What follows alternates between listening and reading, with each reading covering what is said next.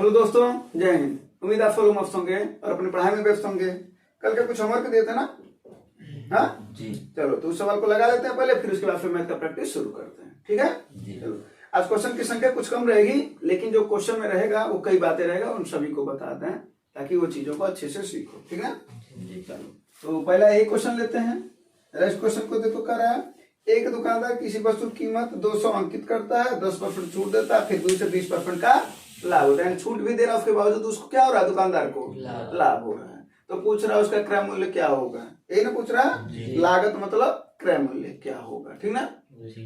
चलो अच्छा, जो क्रय मूल्य होगा दूसरे किसका क्रय मूल्य समझ रहे हो? दुकानदार बेच रहा है जिसको, जैसे तुम दुकान पर गए तो तुम ही ना खरीद रहे हो, तो तुम्हारा क्रय मूल्य क्या होगा? और तुम्हारा क्रय मूल्य उस दुकानदार का क्या होता है? क्रय मूल्य। वो दुकानदार बेचता है, तुम खरीदते हो, यही ना है।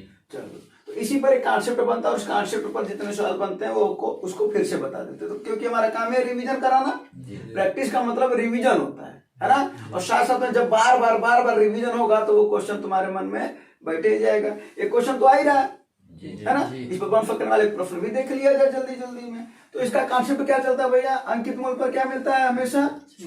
बताए भी है, कोई दिक्कत हो तो बताओ।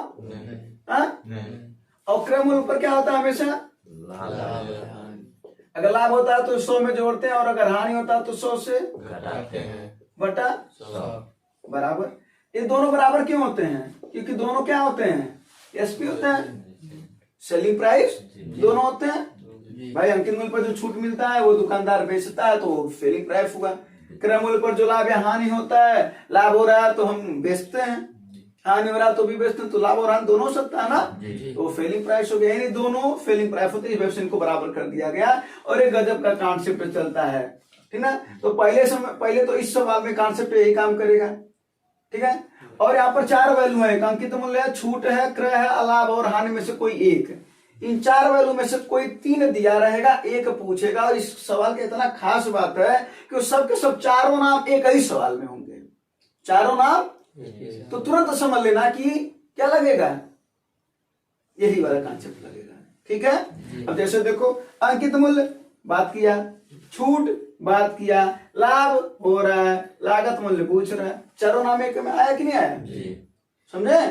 तो इसमें से कोई 3 दिया रहे, चौथा पूछ सकता है। कोई 3 दिया रहे, यानी कुल कितने सवाल बने भैया? 4 सवाल। कितने सवाल? 4। तो इस सवाल को लगा लिया जाए, यानी इस पर 4 सवाल है बेसिकली। चलो तो वो 4 सवाल समझ रहे हो ना?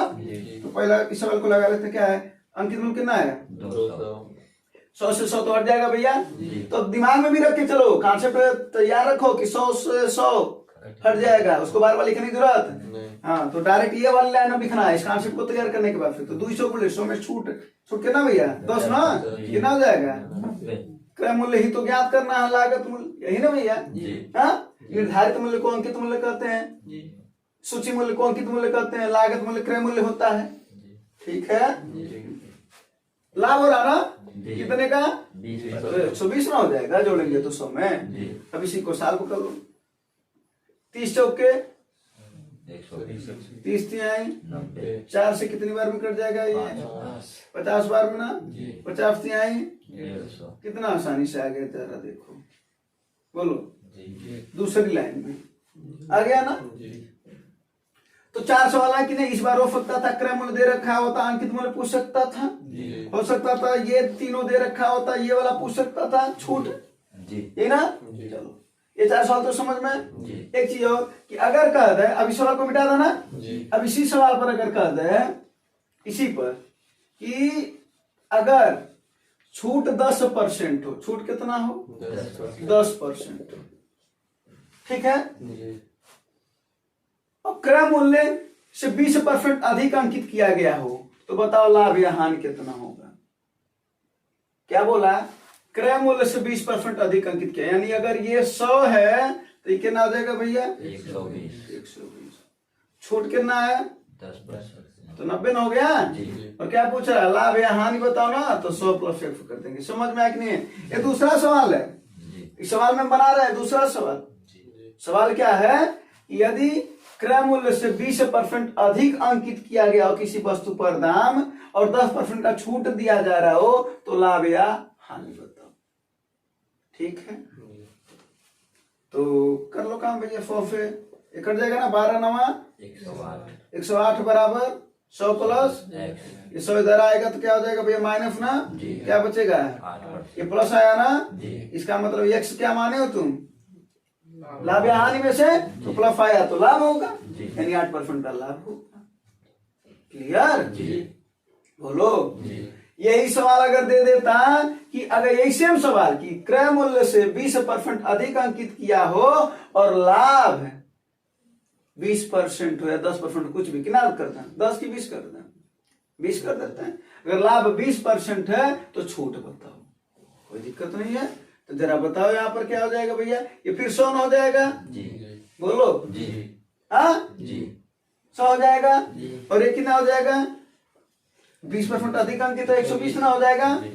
छूट कितना दिया जा रहा है, अच्छा छूट ही तो पूछा जा रहा है, छूट ही ना पूछा जा रहा है, बोलो जी। और कह रहा कि लाभ कितना है, 10% है, कितना है 10% है, अरे हाँ 10% कर देते हैं तो कितना हो जाएगा 100।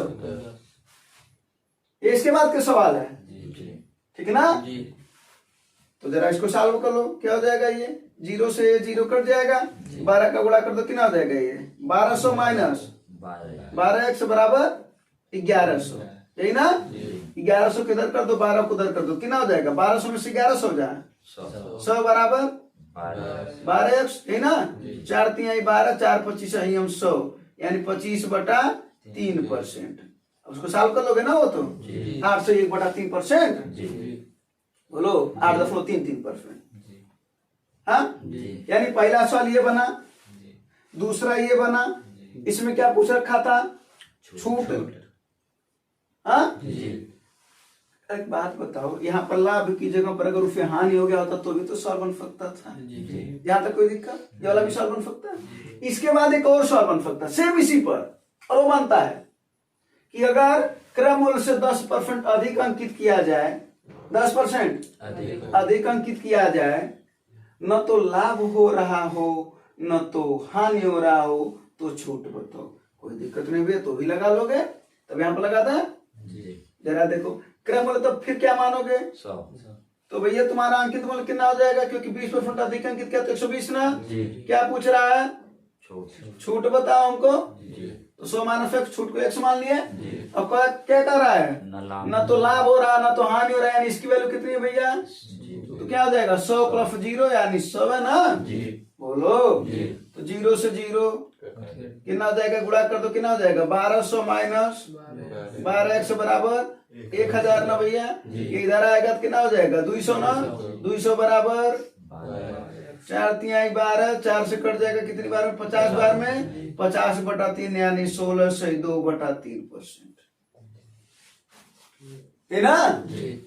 तो 16 से 2/3% क्या है, ये छूट है। तो 4 सवाल उधर अब 3 सवाल इधर, इसमें तो 2 है ना, तो 4 4 8 सवाल है, और सब पूछे जाते हैं भाई साहब, ठीक है, हाँ जाना छूट वाले चैप्टर में देखना है, सब सवाल पूछे जाते हैं, ठीक है। कुछ नोट करना है इसमें से, अगर चाहो तो नोट कर सकते हो, तो कोई बात ही नहीं है, समझ में तो सबसे अच्छी बात है, ठीक है।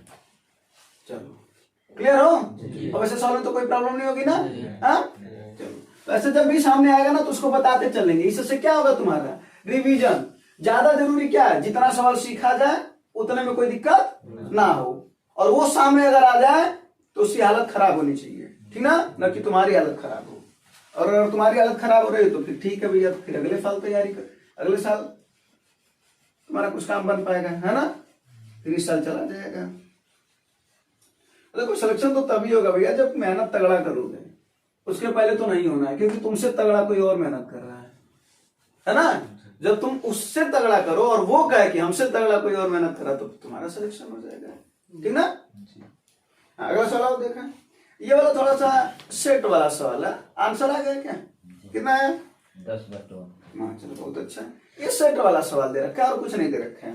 देखो भाई सब क्या है, x + 1/x बराबर कितना 5/2। अगर हम इसको थोड़ा सॉल्व कर लें तो ऐसा लिख सकते हैं क्या, x² + 1 बटा x, तो बटा x को उधर भेज देते हैं, क्या हो जाएगा 5x/2। यहाँ तक कोई दिक्कत हो तो बताओ, बस यहाँ तक लिखे रहो। अब आते हैं सवाल पर, अब देखते हैं क्या क्या पूछ रहे हैं।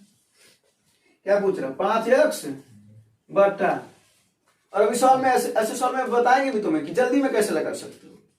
ये वाला हम किया तो समझ में आना भाई, x का x में गुणा किया तो x स्क्वायर प्लस 1 बटा x, तो बटा f को उधर भेज दिए, वो चला गया 5 इधर, 5x बटा, अब इधर देखो 7 अगर हम कॉमन ले लें, 7 कॉमन ले लें तो क्या बचेगा?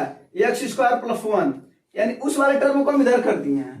अरे भाई देखो 7x square minus 5x plus 7 है ना, इन दोनों का दोनों को एक पास कर दिए हैं, तो 7 कॉमन ले लेते x स्क्वायर, और यहाँ पर कुछ नहीं बचा तो 1 बचा है ना, अब माइनस क्या बचा है?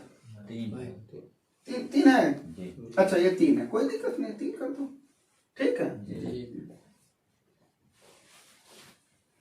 कोई दिक्कत हो तो बताओ। अब जरा देखो यहां से सॉल्व कर लेते हैं। 5x बटा 7 गुणे, इसकी वैल्यू कितनी लाए हो? -3x। अब जो बोले इसको जल्दी से लगाने के लिए कि अभी इसको जल्दी में बताते ट्रिक के रूप में जो तुम लोग जानना चाहते हो, तो बोलते कि x को हटा दो, यहां से जितने भी x हटा दो, बस x स्क्वायर प्लस 1 की यहाँ पर जो वैल्यू 5 बटा 2 सीधा सीधा रख दो इसकी जगह पर। भाई कैसे रख देंगे? जब समझेंगे बेसिक मेथड तब तो रखेंगे ना, कि अपने आप ही रख देंगे। हाँ, यहाँ पर हम कॉमन ले तभी जाकर के वो चीज आया है ना, तो ऐसा सवाल अक्सर करके देता है, ठीक ना। हाँ चलो, तो यहाँ से x अब तो हट ही जाएगा, कॉमन लोगे ना नीचे से तो हट जाएगा, तो ऊपर क्या बचा है भैया? 5, नीचे क्या बचा है? 5 बचे 35 बटे माइनस 2 तिहाई, 35 में 6 जाएगा 29, और 2 छटक करके कहाँ चला जाएगा ऊपर, तो 5 दूना 10 बटा 29, यही आया था उनका, है ना। अब उसी को यहाँ पर डायरेक्ट कोई बता देगा कि x हट जाएगा तो ये आएगा, लेकिन ये आएगा कैसे? वही ना 5 बटा 2 है यहाँ पर, हाँ, और 7 कॉमन लेकर के उसका गुणा कर दो, ठीक है। अब बेसिक में समझे रहोगे तो जल्दी में भी आ जाएगा। और फिर से हम बोल रहे हैं वही बात, बेसिक समझो सबसे पहले, उसके बाद से उस सवाल को जल्दी से जल्दी लगाने की कोशिश करो, ठीक है। ये नहीं कि मात्र हम बेसिक जानते हैं हम सवाल लगा लेते हैं, सवाल लगा लेना बड़ी बात नहीं है, सवाल जल्दी से जल्दी लगा लेना ये बड़ी बात है एग्जाम के लिए, ठीक है ना। अगला सवाल देखो, अगला सवाल तो आसानी सवाल बता चुके हैं, लेकिन फिर भी हो सकता है। अब देखते हैं आंसर है, बोला 1000 की विभाजकों की संख्या, विभाजक का मतलब समझ रहे हो? ए महाराज गुणनखंड की संख्या बताओ, तो गुणनखंड की संख्या नहीं बताए, क्या करना उसको गुणनखंड करके, क्या करना होता है गुणनखंड करके? उसकी घातों को एक एक जोड़ करके गुणा करना होता है, तो करो ना। 1000 है ना, इसको क्या लिख सकते हो? 10 का क्यूब, बोलो, और 10 के क्यूब को क्या लिख सकते हो? 2 गुणे 5 का क्यूब, नहीं समझे भाई? इसके अभाज्य गुणनखंड में इसको तोड़ेंगे ना, तो 10 अभाज्य संख्या थोड़ी ना है, 2 और 5 है ना, तोड़ दिए। अब इसको अलग अलग करेंगे तो क्या हो जाएगा भाई साहब? 2 पर 3 गुणे 5 पर 3। अब तुम्हें पता है कि गुणनखंडों की इनकी संख्या क्या होती है, वही पूछ रहा है, बोलो। घातों में 1 जोड़ दो, घात में 1 जोड़ दो, और इन्हीं गधों का तो 3 1 3 1 4 चौके, तो कुल गुणनखंडों की संख्या कितनी आई भाई साहब? 16। कितनी? 16। लेकिन क्या बोला वो कि 1 और 1000 को छोड़कर, तो उसमें 1 और 1000 भी तो शामिल होंगे उस गुणनखंड में। गुणनखंड का मतलब होता है वो उसको काट सके, पूर्ण रूप से विभाजित कर सके, तो 1 भी है, एक इसको काट नहीं लेगा क्या? 1000 इसको काट नहीं लेगा क्या? तो उन दोनों गधों को माइनस कर दो, तो कितने बचे? 14। समझे कि नहीं? लेकिन ये वाला तो बता ही चुके ना तुम लोगों को, तो एक बात बताओ, जब ये तुम्हें बता चुके तो तुम्हें नहीं बताया कि जब करा 1 और 1000 को छोड़ दो, तो छोड़ दो ना, 2 को छोड़ दो भाई, जो कहोगे हम वही मानेंगे, हमको नंबर चाहिए तुमसे, जो तुम कहो, है ना। अगला फल देखो, अच्छा सवाल है, और लगाओ।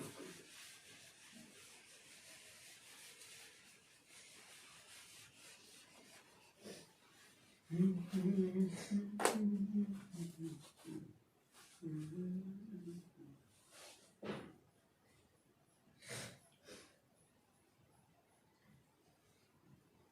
को पढ़ लिया?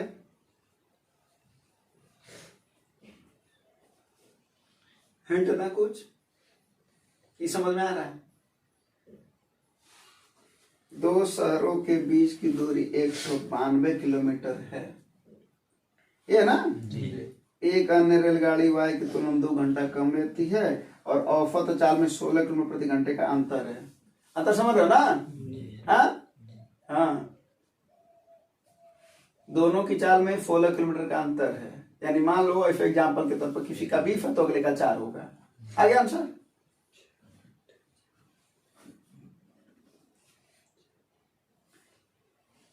अरे हिंट तो ले लो, चलो ऑनलाइन वाले भी है ना, देख रहे होंगे। देख, हाँ देखो सवाल क्या है, सुन लो। इस सवाल में ना 2 सवाल है, इधर देखो। अब देखो सवाल में 2 सवाल है, ठीक है। पहला फल जो ये दे रखा है, इसमें पूछ क्या रखा पहले वो बताओ। समय पूछ रखा है। हाँ, एक चीज और पूछ सकता था, चाल। किन लोगों को बात समझ में? समझ में बोलो। यानी अंत में जब बोला इस यात्रा में तेज चलने वाली रेलगाड़ी को कितना समय लगेगा, वही पूछ सकता था इस यात्रा में तेज चलने वाली रेलगाड़ी कितनी चाल फिर चल रही है। ये 2 सवाल हुआ बेसिक में, पहले बताओ हाँ या नहीं। हाँ, लोगों को भी समझ में आ रहा होगा। जब समय पूछ रहा हो, यहां पर 2 अंतर दे रखा है। कितना अंतर दे रखा है? 2। एक समय का और एक चाल। अगर समय पूछेगा तो चाल पे काम करना, और चाल पूछेगा तो कह दो नहीं समझ में है तो कोई दिक्कत नहीं है, समझाते हैं। क्या पूछना है इसमें? समय। तो चाल से काम करना, चाल का अंतर दे रखा है। तो चाल का अंतर कितना दे रखा है? 16। और चाल का अंतर बराबर चाल का अंतर। किन लोगों को समझ में? भाई जब अंतर दिया जाता है तो उसको बराबर को उस पार कर देते हैं, बीच में कौन चिन्ह लगाते हैं? और चाल बराबर क्या होता है? दूरी बटा समय।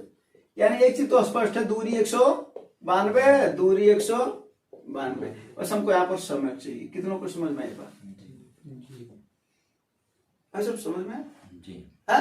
जी। सवाल का ध्यान से समझना, क्योंकि अगर कॉन्सेप्ट नहीं समझे ना सवाल का, और सवाल को अंदर से नहीं समझे, गहराई को उसके नहीं समझे ना, वहां पर प्रॉब्लम करता है। वहां पर यही सवाल देखने पर अजीब टाइप का लगता है। पेपर देने जाओ ना तो देखो अजीब टाइप का लगता है कि लगा लेंगे कि नहीं लगा, और वही सवाल घर पर लगा लेते होंगे, है ना? क्यों? क्योंकि तुमने घर पर वो वाला माहौल बना रखा है, क्योंकि तुम रोज प्रैक्टिस कर रहे हो घर पर, लेकिन ऑनलाइन प्रैक्टिस कम कर रहे हो। किताब लगा ले रहे हो, ऑनलाइन प्रैक्टिस कम कर रहे हो, है ना? और ऑनलाइन प्रैक्टिस कर भी रहे हो तो मोबाइल से कर रहे हो, थोड़ा सा प्रॉब्लम है। मोबाइल से जब भी प्रैक्टिस किया करो तो अच्छी बात है, लेकिन अगर 20 मिनट का टेस्ट है तो 15-18 मिनट में दो, ठीक है? थोड़ा कम सही होगा, इतना होगा नहीं तो 15-18 मिनट में दो। देते रहो, टेस्ट देते रहो, एक समय आएगा तुम्हारा उसी 15-16 मिनट में वो क्वेश्चन लगेगा। और जब वो तुम 5 मिनट को अपने आप को यहां पर कष्ट दे रहे हो, वही 5 मिनट तुम्हारा वहां काम करेगा, है ना? जब कोई आदमी, कोई लड़का जब आर्मी का रेस बनाता है तो 1600 मीटर का रेस होता है आर्मी का, तो क्या मात्र 1600 दौड़ता है? नहीं। उस 1600 के लिए पता नहीं कितने 1600 दौड़ता है, दौड़ता ना, तब जाकर के कि वो बोल रहे नहीं 1600 एक का बार दौड़ होगा, वहां पर एक ही बार दौड़ लेते बन जाएगा। ऐसा होता है क्या? नहीं होता है। तो वही चीज है, तुम्हें तो अपने आप को कष्ट देता है। 1600 के साथ 5 किलोमीटर दौड़ता, 3 किलोमीटर दौड़ता, 10 किलोमीटर दौड़ता है ना? अपने आप को ऐसे तुम भी कष्ट दोगे तो आएगा। यानी अपने आप को कष्ट देने का मतलब, अगर टेस्ट ज्यादा देर का तो मोबाइल पर अगर हम टेस्ट सॉल्व कर रहे हैं तो हमेशा 5 मिनट का अंतर मान दो, ठीक है? और सवाल के कॉन्सेप्ट को इस तरीके से सीखो कि उस सवाल तुम्हें ध्यान में रहे। कैसे में रहे? और इसमें तो तुम्हें प्रैक्टिस करवाई जा रही है इस तरीके से। एक सवाल की प्रैक्टिस नहीं करवाई जा रही है, उस एक सवाल से बनने वाले हर उस एक सवाल की प्रैक्टिस करवाई जा रही है जिसका एक्सपेक्टेशन हो सकता है कि पूछा जा सके। इसी वजह से हम संख्या पर नहीं ध्यान देते हैं कि कितनी सवाल बताया गया है। जिस सवाल को सीखो तो उसको समझ में आया कि नहीं आया, पहले वो बताओ, ठीक है ना? तो जरूर बताना। तो इस सवाल पर चलते हैं, भागफल खत्म करते हैं। इस सवाल पर आते हैं, ठीक है ना। चलो, तो हमने क्या बोला कि सवाल में 2 सवाल बनाया जा सकता था, लास्ट में इसने समय पूछा, वहां पर लास्ट में चाल पूछ सकता था। क्लियर। चलो अब देखो भाई साहब, इधर देखो कि अगर समय पूछा है तो हम चाल के अंतर से काम करेंगे, और अगर चाल पूछा होता तो तब हम यहाँ पर समय रखे होते। किन लोगों को समझ में? तो इस सवाल का दूसरा वाला लगा करके बताओगे ना अभी? बोलो। चलो, तो इस सवाल को पहले ये लगा लेते हैं पहले, ठीक है। अब एक बात बताओ, चाल यहां पर है, चाल का अंतर, जो बड़ा होता वो पहले होता है, जो बड़ा होता वही ना पहले होगा। हाँ, तुम घर के बड़े सदस्य तो तुम पहले आए हो, तभी ना बड़े सदस्य हो, तो घर का बड़ा सदस्य पहले होता है। अब पहले कौन होगा? जिसकी चाल अधिक होगी, जिसकी चाल अधिक होगी उसका समय कम लगेगा, समय कम लगेगा। क्लियर है ना? जिसकी चाल अधिक हुई समय कम लगेगा। तो और देखते हैं, तो इसका मतलब है कि अगर एक समय अगर हम टी मान लें भाई साहब, तो दूसरा का 2 घंटे कम लेती है। यानी कौन वाला? रेलगाड़ी एक अन्य वाई की तुलना में 2 घंटा कम लेती है, यानी एक तो 2 घंटा ज्यादा ले रही है। अगर हम तेज वाले को अगर टी मान लें तो ये 2 घंटा ज्यादा ले रही है ना। 2 घंटा कम का मतलब वो 2 घंटा ज्यादा, ये 2 घंटा इससे कम ले रही है, तो 2 घंटा कम नहीं दिख रहा है कि हाँ 2 घंटा कम ले रही है इससे। बोलो, हम क्यों तेज वाले को टी माने जानते हो? क्योंकि तेज वाले का पूछ रहा है। ये भी ध्यान देना है, अगर कम वाले का पूछता है, यानी जिसकी स्पीड कम, अगर उसका समय पूछता है, तब हम उसको टी मानते कम वाली को, तो तेज वाली क्या होता है? T-2 होता है। किन लोगों को बात समझ में आए? देखो, सवाल के अंदर खूब छेड़खानी किया रहता है, जब तक सवाल को नहीं समझेंगे तब तक नहीं समझ में आएगा। तो मानने वाली बात है, वरना फिर बाद में तुम्हारा आंसर में अगर कॉन्सेप्ट क्लियर है तो आंसर आ जाएगा, अदरवाइज जल्दी में गलती कर दोगे। ये बातें समझ में आ रहा है? तेज का पूछा तो तेज को टी, कमजोर का पूछा जाता तो कमजोर को, ठीक है ना। चलो, तो ये वाला तेज वाला पहले रहेगा ना, और ये बाद में रहेगा। बोलो, कोई दिक्कत? यहां तक समझ में आना? मात्र एक लाइन समझाने के लिए इतना बड़ा कारनामा करवाए हैं तुम लोगों से। अब इसके बाद से क्या करोगे? कदो द्विघात समीकरण बनेगा? नहीं भाई साहब, आंसर दे रखा है ना, उठा के झटको ना इसमें। हाँ जी, आंसर को रखो इसमें, टी की वैल्यू और 16 आना चाहिए। काहे का लगाए द्विघात समीकरण? नहीं लगाएंगे, जिसको आ रहा वो लगाए, ठीक है ना। वैसे हमें भी आता है, ठीक है। चलो, तो पहले 3 घंटा ना, यहाँ पर 3 रखो तो कितना हो जाएगा? 3 से अगर इसको काटोगे तो कितना हो जाएगा? पहला ऑप्शन 3 रखोगे ना, तो इसको काटो, 3 छक्के 18, 1 बचा 3 चौके 12, ये 64 आ गया। ऑप्शन से रख करके अब चल रहे हैं, फिर इसको देखते हैं। 3 छक्के 18, ये भी 64 ही ना आएगा। अब बटा 3 2, अरे सॉरी, गलत करें। हाँ, 3 2 5 ना, 5 से कटेगा नहीं, तो जब 5 से पूर्ण रूप से नहीं कटेगा तो 10 फॉलो में आएगा, यानी 3 गलत है। कितनों को समझ में आया कि 3 गलत है? ठीक ना। आओ 4 लेकर के चलते हैं। 4 से इसको काटो, 4 चौके 16 कट जाएगा ना ये। अब फिर कितना बचा? 3 4 8 48 आ गया। अब टी का बोले यहाँ पर 4 माने ना, तो 4 2 6 से काटो, कितना हो जाएगा? 6 3 1 6 2 ना, 48 में से 32 को घटाओ, कितना आएगा? 16। बस बात खत्म। 16 है तो 4 सही है। लोगों को समझ में आया? समझ में आया? अब तुम देख लो, 2 लाइन का सवाल है ये, लेकिन तभी जब कॉन्सेप्ट क्लियर है तब, नहीं तो फिर पता नहीं कितने लाइन का सवाल है ना। हाँ? अब इसमें तुम्हारा भाग्य वाली बात है, एक 3 है, एक 4 दे रखा है, एक 5 एक 6। भाग्य का मतलब क्या होता है? मान लो थोड़ा सा समय बचा होता है, तुमने पहला ऑप्शन रखा 4 पर देखो आ गया, तो तुम्हारा सही। तुमने सोचा पहला ऑप्शन हम रखते हैं, नहीं आया, फिर सोच रहे हो चौथा ऑप्शन रखते हैं, उस पर भी नहीं आएगा, सोच रहे दूसरा तीसरा हमको रखते, तीसरा रखते हैं। वही वाली बात है, लास्ट में तो ये बचबे करेगा। ध्यान देना, अगर 3 रखे और नहीं आया तो चौथा तो अपने आप सही है ना, चौथा रख करके प्रयोग मत करना। क्लियर हो? अगर यही सवाल जो अब बोले, अब इसका आंसर तो आ गया ना। यही सवाल हम जो बोले हैं कि अगर तेज का स्पीड पूछ देता, तेज वाले का क्या पूछता है? स्पीड पूछता, तब हम क्या करते? तब बराबर क्या करते? 2 क्या करते? 2। तो समय का अंतर है ना, तो बीच में कौन चिन्ह लगाते हैं? माइनस। और तब यहाँ पर समय बराबर क्या हो जाता भैया? दूरी बटा चाल। तो दूरी तो क्लियर है, 192 बटा 192 बटा, बोलो। अब हमको यहाँ पर चाहिए 4। जो समय ज्यादा लगता है, मतलब समय ज्यादा पहले रहेगा ना, कौन समय ज्यादा लेता है, कम स्पीड वाला कि ज्यादा स्पीड वाला, कम स्पीड वाला ज्यादा समय लेगा, तो कम स्पीड वाला पहले रहेगा। तो तेज वाली का अगर हम x मान लें तो कमजोर वाली का कितना होगा, 16 का अंतर है ना, तो x प्लस किलो को बात समझ में। और अगर हम इसको अगर x मानेंगे तो x माइनस 16 होगा, क्योंकि उसकी स्पीड ज्यादा है। तुम सोच रहे हो स्पीड ज्यादा तो कहीं बाद में लिख दियो, अरे भाई साहब स्पीड ज्यादा तो समय कम लेगा ना, तो समय कम लेगा तो बदल ना रहेगा, क्योंकि समय का अंतर इसमें दे रखा है। तो यहाँ से फिर ऑप्शन से क्या कर लोगे तुम, स्पीड दे रखा होगा ना भाई, ऑप्शन में देगा ना, तो रख लेना, द्विघात समीकरण मत सॉल्व करना। ठीक है, ये दोनों सवाल बेसिक में समझ में आए कि नहीं आए। और उसके अंदर की बात कि तेज का पूछे कमजोर का पूछे, तेज का पूछे कमजोर, यानी तेज की समय पूछ सकता है, कमजोर का समय, तेज का चाल कमजोर का चाल, यानी 2 सवाल बेसिक में और उसमें 2 हैं, यानी कुल कितने सवाल इसमें, 4 सवाल भाई साहब, है ना। बोलो कोई दिक्कत परेशानी समस्या, कुछ नहीं है, तो अच्छी बात है। इसकी कहानी पूरी समझ में आ गई ना, हाँ बोलो दादा।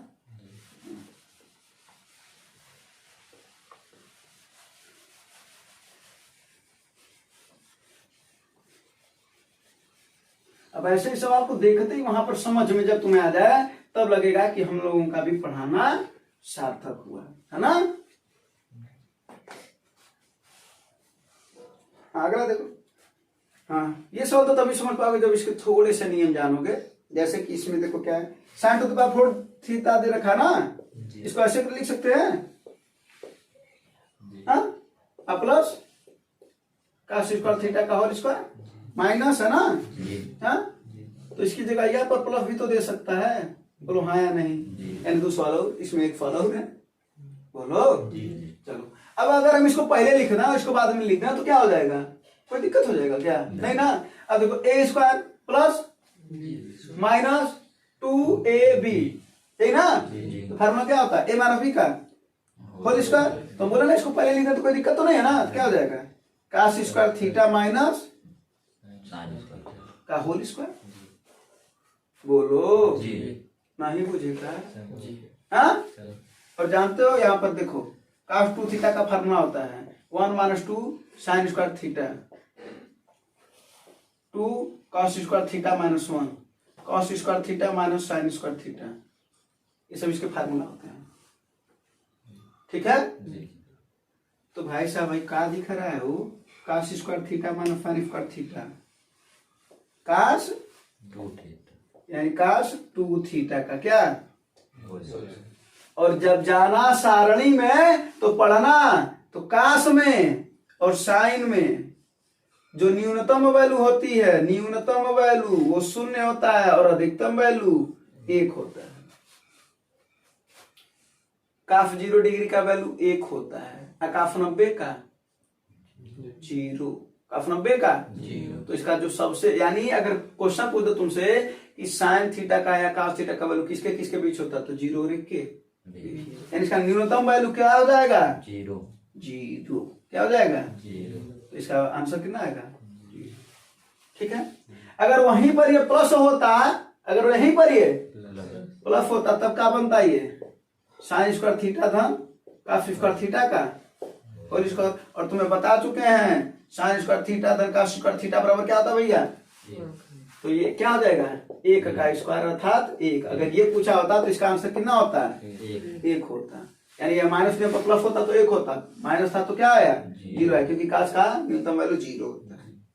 ठीक है, कोई दिक्कत, हाँ दादा जी, हाँ जी, और फार्मूला भी लिख लेना साथ साथ में, ठीक है, हाँ।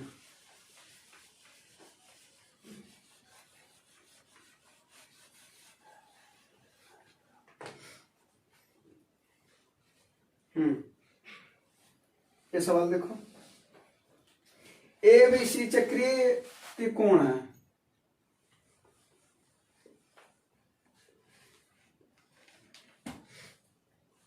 देखो इधर चक्रीय चतुर्भुज, और चक्रीय चतुर्भुज में तुम्हें बता दें कि आमने सामने का जो कोण का योग होता है वो होता है 180। कितना होता है? यानी कोण ए प्लस कोण सी बराबर, तो कोण बी प्लस कोण डी बराबर ये 180। और इसके सभी अंतर कोणों का 360 होता है। क्लियर? वैसा आंसर आ गया।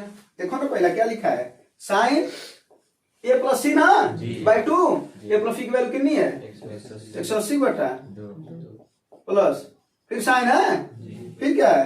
बी प्लस डी बटे 2, बी प्लस डी का वैल्यू है कितना? क्लियर? ये क्या हो जाएगा? साइन 90 प्लस साइन 90, साइन 90 का वैल्यू ठीक है भैया। कौन दिक्कत परेशानी समस्या? अगर काश रहता तब यहीं पर सारी जगह पर अगर काश रहता तब तो काश 90 का वैल्यू कितना होता है? 0। 0 और 0 मिलकर के 2 0 नहीं 0 ही होता है, 2 0 हो जाएगा।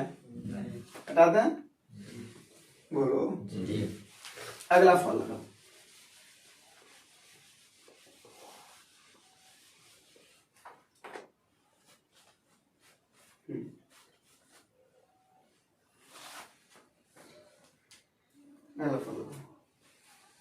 एक त्रिभुज दे रखा है ना?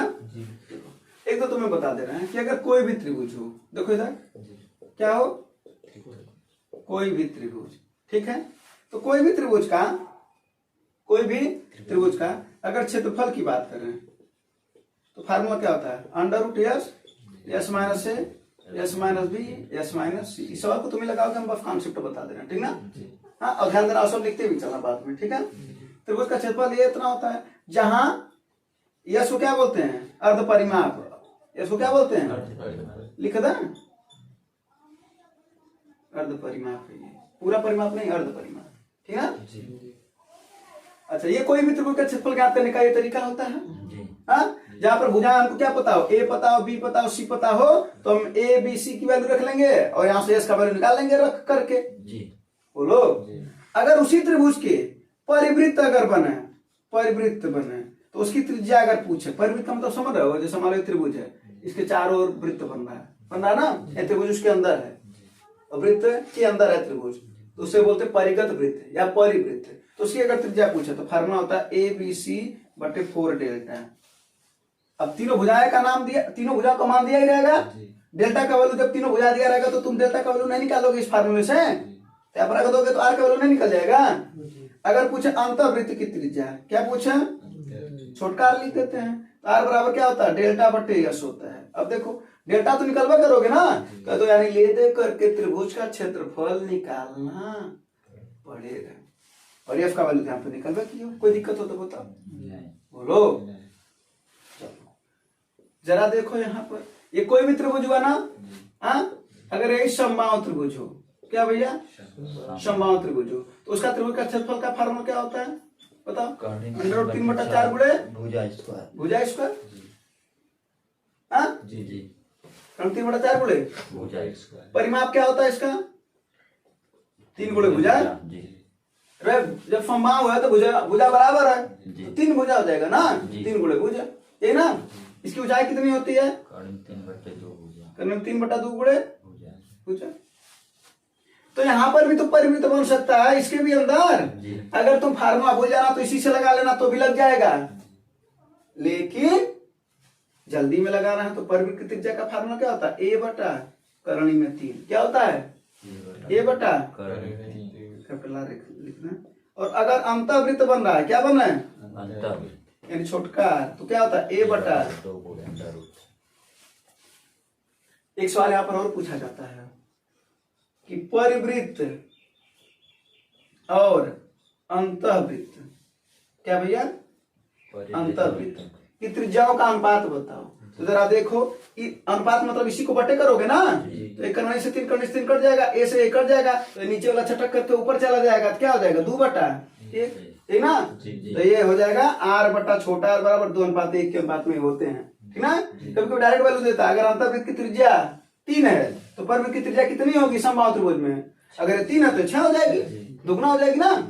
अगर यही समकोण त्रिभुज रहे, क्या रहे? समकोण त्रिभुज रहे, ठीक है ना। तो उसके त्रिभुज का क्षेत्रफल का फॉर्मूला क्या होता है? 1/2 गुणे आधार गुणे ऊंचाई। आधार गुणे ऊंचाई होता है ना जी। बोलो जी। वहां पर अगर एक बात और करा जाए कि समकोण त्रिभुज की अगर ऊंचाई की बात किया जाए, देखो सवाल ऐसे पूछता है, अगर इसकी बात करें जैसे ये ए बी और सी रहे और ये डी रहे, यानी बी डी अगर पूछे, क्या पूछे? बी डी, तो क्या होता है? ए बी गुणे बी सी बटा ए सी। ठीक है, इन दोनों का क्या कर देना? गुणा, इन दोनों का गुणा, और कोण से क्या कर देना? भाग कर देना, तो उसकी ऊंचाई आ जाती है। ठीक है ना, ये भी सवाल पूछता है। क्लियर? जी। बोलो जी। अच्छा, यहां पर अगर परिगत वृत्त बना है, यानी परिवृत्त की त्रिज्या बना है आर, ठीक है ना, चालू है ना जी। हाँ, अगर परिवृत्त की त्रिज्या अगर यहां पर बना है, ठीक है जी, तो क्या होगा? लगाने को तो हम इससे भी लगा सकते हैं, लेकिन बताएं एक बात, बड़े आसानी से लगा सकते हो। जो सबसे बड़ी भुजा होती है, यानी क्या कोण ना, उसको आधा कर दो, देख करके सवाल आ जाएगा। समकोण त्रिभुज बना है, समकोण त्रिभुज कब बनता है? जब इसका वर्ग यानी ए बी का वर्ग और बीसी का वर्ग का योग एसी के वर्ग के बराबर हो जाए तो पाइथागोरस थ्योरम काम करता है, वही समकोण त्रिभुज कहलाता है, और उसका एक कोण 90 डिग्री होता है ना। तो वहीं पर परिवृत्त की त्रिज्या पूछे तो मात्र कोण का आधा कर दो। जैसे मान लो ये 3 है, ये 4 है, 5 है, होता ना, ये 3 4 5 में बनता है। तो अगर पूछा जाए इसके परिवृत्त की त्रिज्या बताओ, कितना हो जाएगा? 2.5 यानी 2.5, 5 का आधा सीधे कर दोगे। और अगर वही पूछे अंतःवृत्त का बताओ, क्या पूछे? तब क्या करोगे जानते हो? इन दोनों को जोड़ देना, यानी लंब प्लस माइनस कोण, कोण को घटा देना और उसको आधा कर देना, यानी 3 4 7 में से 5 को कितना आया? 2 का आधा, तो अंतर्वृत्त त्रिज्या कितनी आ गई? मात्र इसी कॉन्सेप्ट के लिए इतना सारा बवाल बतियाए हैं, और ये सवाल उसी पर है। अब ये सवाल अब तुम लोग लगाओगे, अब देखो कब ये तो दशमलव दिया है, कहाँ ये उसको सेटिस्फाई कर रहा है? तो दाना 4 का वर्ग किसका? 4 का, प्लस 4.5 का वर्ग को देखना तो 8.5 के वर्ग के क्या है? बराबर है ये। ठीक है, तो अगर ये ऐसा काम कर रहा है, ये पहले ये देख लेना चाहिए, और ना पता चला कि कौआ कान लेके उड़ रहा है, कौआ के पीछे लग गए और लगे इस पर लगाने तो बड़ा समय लग जाएगा, बहुत समय लग जाएगा। ठीक ना, तो सवाल ऐसे थोड़ी दिया होगा, सवाल देने वाला भी तो कुछ सोच करके दिया होगा कि इतना, अगर वो चाहता तो तुम्हें जब चाहता फेल कर दे एग्जामिनर, है ना। वो एफआई दे रहा है ताकि कुछ सोचने वाला लड़का इस सवाल को लगा सके, यही ना। तो सोचो भैया लगा लो, यानी यहाँ पर छोटी छोटी भुजाओं का वर्ग अगर देख करके देख रहे होगे, बड़ी भुजा का वर्ग के बराबर आता तो समकोण त्रिभुज बन जाता, और जब समकोण त्रिभुज बन जाता तो उसके अगर परिवृत्त की त्रिज्या पूछा होता तो तुम मात्र 8.5 का आधा कर देते, तो तुम्हारा आंसर रहता 4.25। बोलो हाँ या नहीं? क्या हुआ हो? समझ रहा ना। लेकिन क्या पूछा? अंतःवृत्त ना, तो कोई दिक्कत नहीं है, तो इन दोनों को क्या कर दो? जोड़ दो, कितना हो जाएगा? 7 4 11.5 में से क्या कर दोगे? 8.5 को, और उसको यही ना है अंतःवृत्त त्रिज्या है। लंब और आधार को क्या कर दिया? जोड़ दिया, और कोण को क्या कर दिया? उसमें से घटा दिया और उसी को आधा कर दिया। कितना आएगा? 11.5 में 4.5 जाएगा, 3 का आधा यानी 1.5। इसका आंसर कितना आएगा? कोई दिक्कत, परेशानी, समस्या, प्रॉब्लम, ये सब चीजें समझ में आना। तो देखो एक सवाल के चक्कर में कितना सारा सवाल जान गए हम, जान गए ना। कोई भी अब त्रिज्या वाला सवाल पूछेगा अंतःवृत्त परिवृत्त तो सब लगा लोगे, कोई दिक्कत नहीं है ना।